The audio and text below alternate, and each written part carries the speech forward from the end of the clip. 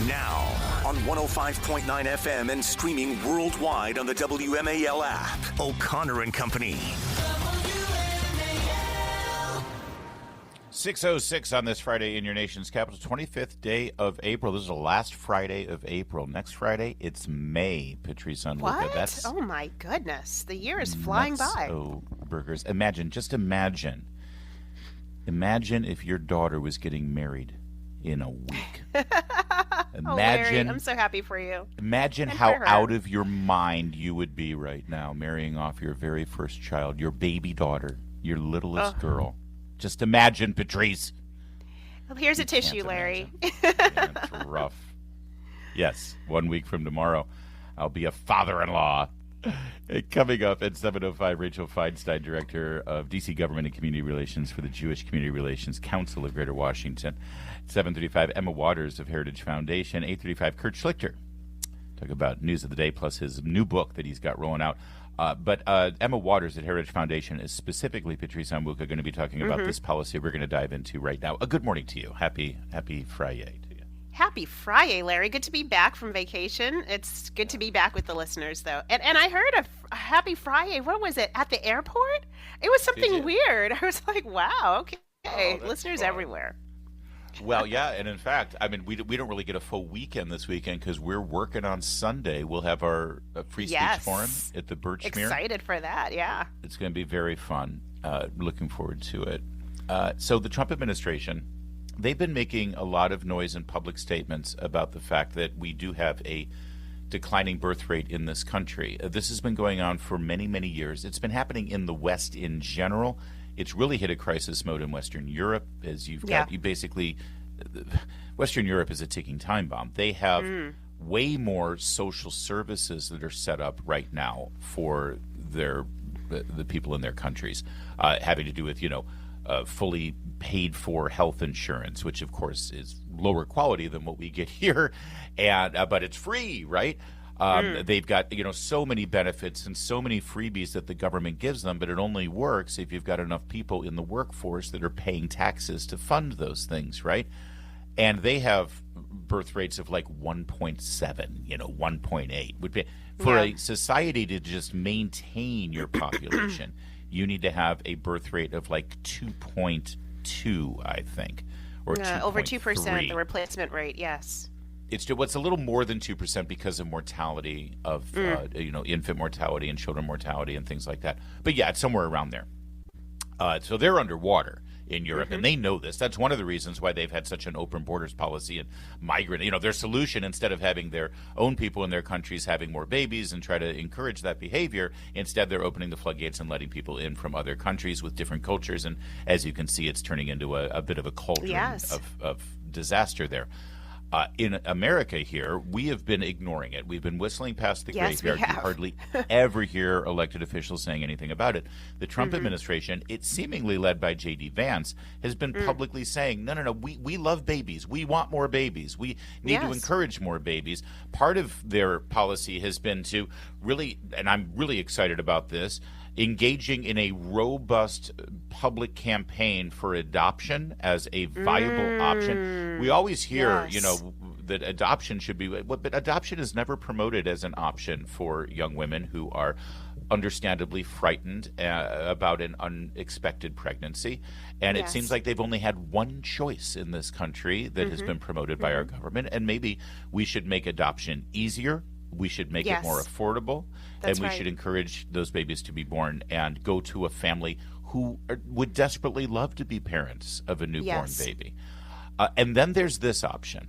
They're considering handing out a $5,000 per birth bonus, basically, from the government. Other countries have tried this. Hungary, I believe, facing a problem with their nation. They've done this, and it's been quite popular. And they would like to encourage the birth rate to bounce up, and they think that this is a good way to do it. It's hardly a Ronald Reagan small government solution, because I would argue that maybe we don't have that money. But you know what? The federal government spends a whole lot of money that they don't have on things that are much less critical and much less effective than this would be on facing a critical existential issue that puts in danger all of the other funding crises we have down the lane on so many of the federal government programs. So I'm open to this idea. And all of the right people hate it. So that makes me feel good about it too, Patrice. But No, not all of the right people hate it. I oppose this idea, and I think I might write an op-ed probably next week about this. There are a few reasons, well, many reasons, but number one, when we look at other countries like Hungary, like Australia, that implemented their baby bonuses, they had an initial one-time slight increase in births, but then the ongoing downward trends continued. Why? Because number two, the reason why fertility rates are dropping is very much driven by societal reasons. You can look at it from an abortion aspect. You can look at it from a perspective of younger women not having children until they're in their 30s and their 40s. Interestingly, when we look at the data on the fertility rates, teen pregnancies are way down. But and first pregnancies in your 40s are rising. The problem is you have a child in your 40s that's probably only going to be the only child you have. Maybe you're able to get one more out of there. And births, mortality rates are very high as the difficulties of having children as you age get more increase. And so, until we change the societal trends, giving a one-time bonus is not going to really help. From a taxpayer perspective, we already have the child tax credit.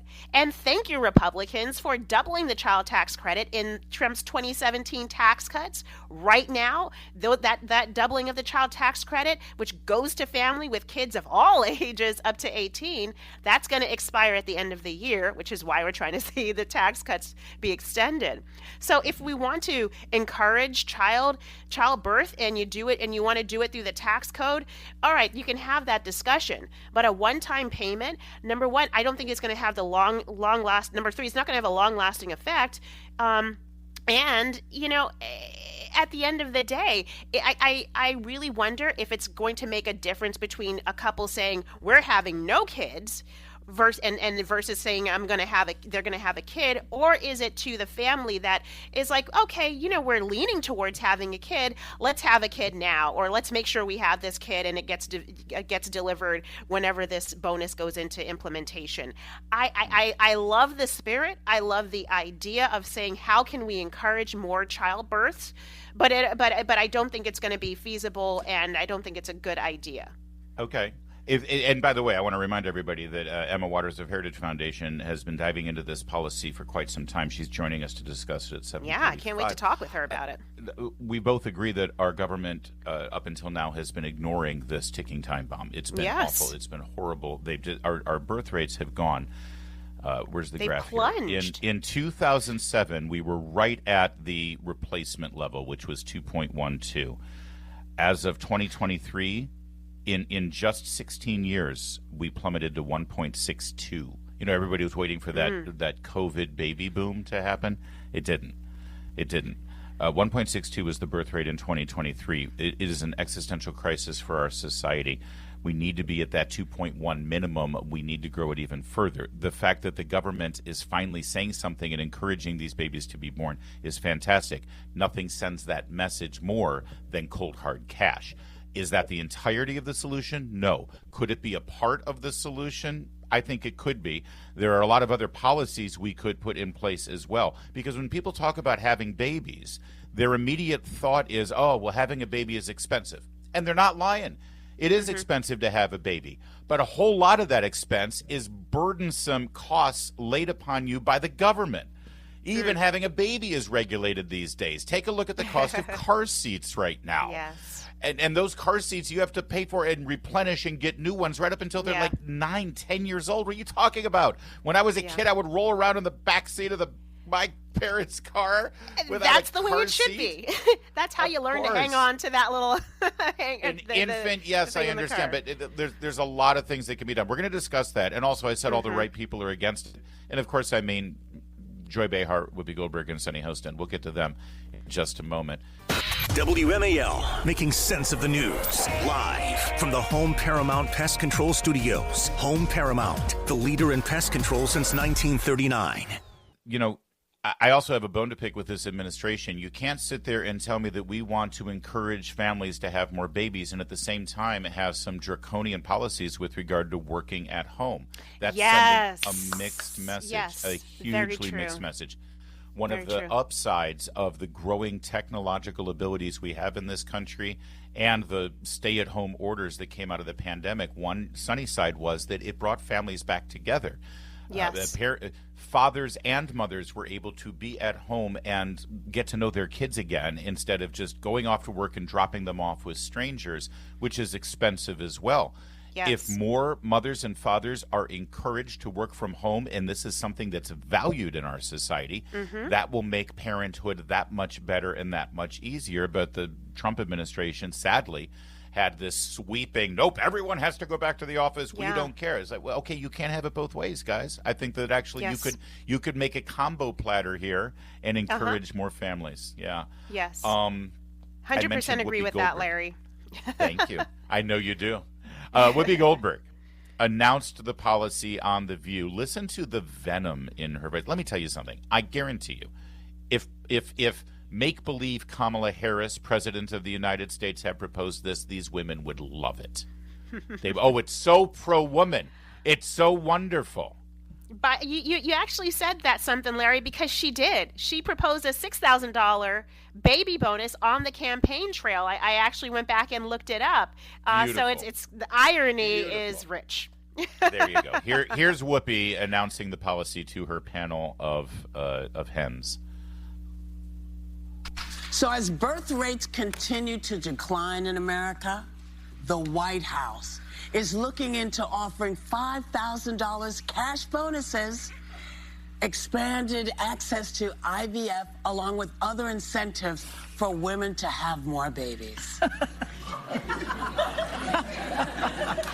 Why? And, okay. I am incredibly insulted by this because clearly they don't know how women's bodies work, and they don't know what it costs to raise a child or just have a child. And $5,000?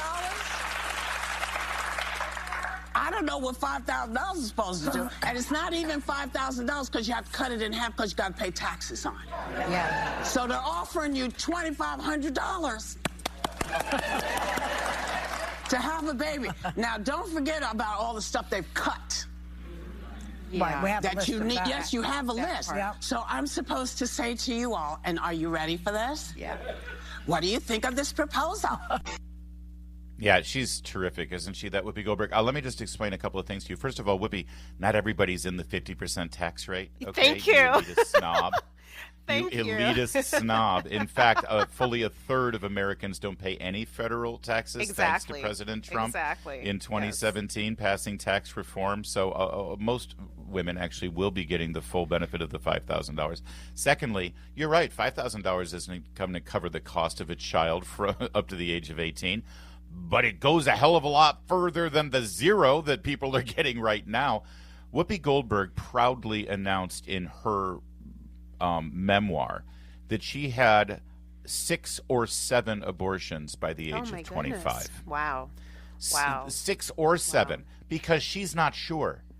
It could have been 6, maybe 7 by the time she got to be the age of 25. So forgive me if I'm not going to be lectured to about having babies by Whoopi Goldberg. Sunny Hostin, on the other hand, Sunny Hostin can find racism in a plate of broccoli, and she found racism in this one. Here's cut 11. When I look at something like this, these proposals, I want to know why, and I want to know who's making them. And so when I looked into that, they're saying that the U.S. birth rate is declining. However, in 2024, there was a 1% increase in U.S. births. But that increase was with Hispanic mothers and Asian mothers. So they don't seem to be concerned about that increase. They seem to be more concerned about a decrease in other populations. Say it. No, I think I said enough. It's not based on those. And so, well, it's just based on a study. And so the other thing But have they said that anywhere? I mean, I feel like it should be fair. It's just Fair to who? It's just a. Have they said that this is to target only white families? Oh, I didn't say that. You have to read between the lines. I just gave the stats. I'm not going to say it. These are odious, horrible human beings. By the way, you notice she didn't mention the black birth rate, which is precipitously declining. If you're trying to make a point here, let me just lay it out there. In 1990, the birth rate of African Americans was 86.8 births per thousand. In 2000, 77.4. 2010, 67.7. By last year, it's plummeted to 55.2 births per thousand. So I'm sorry, Sunny Hostin, but this is actually a pro-African American policy if you're really going to play demographics. Did you notice she said, oh, but it's been rising with Hispanic and Asians, but she left black babies out of that because Planned Parenthood was designed by a woman, Margaret Sanger, who specifically wanted to kill black babies before they were born, and it seems to be working. Sunny Hostin, her logic isn't even cogent here. If you're giving a baby bonus to every new family, then you're going to continue to see a rise in Hispanic baby births and Asian baby births, and hopefully you will see some turnaround with the black baby births. But this is their logic it's just partisan. They can't figure anything out. Anything hateful that the administration does is gonna they're gonna hate, other than let's kill more babies. That's right. It's hateful and it's frankly demonic. Okay, we've got more of their reaction. We've also got more of our discussion on it. I think it's a worthy one, and we're certainly important to, I think, everybody listening. So we'll get into that a little bit further in the program. Right now it's 6:24. All right, coming up, Larry and I, we are going to go back and forth and keep up this baby bonus talk. Is it what we really need to boost our fertility, or is it going to be a bust? We've got our takes, and we're going to also hear from Emma Waters, who will be joining us from Heritage Foundation a little later for her take as well. Stay with us. It's O'Connor and Company at 6:30. WMAL-FM, Woodbridge, Washington, a Cumulus media station. Making sense of the news. News Talk 105.9. News now. Now on 105.9 FM and streaming worldwide on the WMAL app. O'Connor and Company. 6:37 here on O'Connor and Company in your nation's capital. And yeah, we're tracking that awful traffic problem on the inner loop over by the Dulles Toll Road in Virginia. Sorry you guys have to deal with it, but the good news is you got us to keep you company all morning long. Yes. And we will do just that, and we'll keep you informed, hopefully entertained, with some engaging conversation about the world around us. Coming up at 7:05, Rachel Feinstein of the Jewish Community Relations Council. Find out what Georgetown's going to do there, whether they're going to join Yale and Harvard or whether they're actually going to stand for something. 7:35, Emma Waters, Heritage Foundation. About this topic we're discussing now, this idea of a baby bonus. And then at 8:35, Kurt Schlichter, News of the Day, and his new book. It's Larry O'Connor with Patrice Onwuka. Good morning, Patrice. And it is a Friday, Larry. What a Friday. It is. So I guess what I'm wondering about this, and I understand your position on it, the idea is that the Trump administration is floating the idea of paying $5,000 to encourage new babies to be born in this country to help boost up our birth rate. And hopefully this isn't a standoff. Like I said, there's a lot of other things and a lot of other policies that the administration can do to encourage. Considering as well. Yes. Yeah. I guess what I'm asking here is, what is the downside of this? I know that you said, you might see a little blip at the beginning, but then it probably isn't going to have the huge impact. But what is the harm in doing this? There's a cost attached to it. So some estimates found that it would cost $1.6 trillion to do this baby bonus. I think in addition to expanding the child tax credit to the level that the Harris administration wanted to, which was like the pandemic level of $3,600. Right now, your child tax credit is $2,000. So there'd be a huge fiscal cost. And I'm not afraid of fiscal cost if there is a huge societal benefit. But it's it can't be a standalone. It's probably not as effective as maybe there's something else out there that can be done. And really, let's be honest here. It's a Band-Aid over the larger issue around abortion and around women and planning when it comes to having children. We're also, where is marriage in this? I mean, part of the reason why women who are single are not having babies is because they know they don't or can't raise a child by themselves. So $5,000 is not going to encourage them to have a baby. And even if it does, do we want a single woman who is depending on one income? Let's say she loses her job. Now she and the baby become a ward of the taxpayer because we'll be taking care of them. So there are a lot of unintended consequences. I mean, I'm hopeful that babies are one of them, but I'm not so encouraged, and I'm not sure that that's going to be the case. Well, we can't have it both ways in terms of saying that it's going to cost us so much, but at the same time isn't really going to be enough to encourage women to have babies. If it is enough to encourage women to have babies, then it will end up costing the federal government more. If it's not effective, then, of course, the cost to the government will be minimal because no one will take advantage of it, number one. Number two, what about the cost if we don't increase our birth rate in this country? Mm-hmm. I mean, you said it's putting a Band-Aid on a couple of issues. Okay.